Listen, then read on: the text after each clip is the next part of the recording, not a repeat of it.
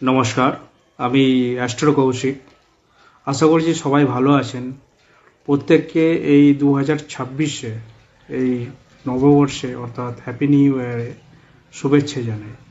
আজকে একদমই একটা ইউনিক আলোচনা করব চন্দ্র এবং বুধকে নিয়ে।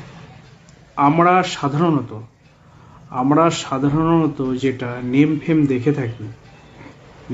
দেখে থাকি রবি থেকে, কিন্তু এখানে পাবলিকদের সাথে একটা রেসপেক্ট, সেই রেসপেক্টটাও আসে কিন্তু চন্দ্র থেকেও, অর্থাৎ মুনের কন্ডিশন বা মুনের পজিশনটা থেকে।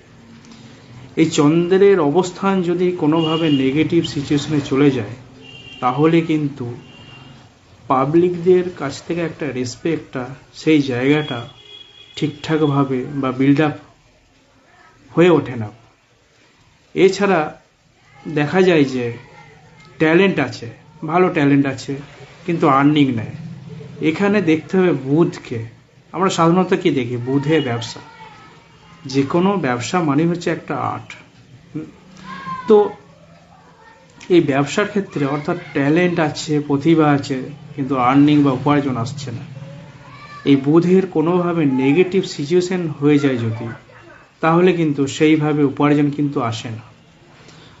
তো আপনি যদি আপনার কুণ্ডলী বিশ্লেষণ করাতে চান যে কি অবস্থায় আছে, তো আমার সাথে কন্ট্যাক্ট করতে পারেন।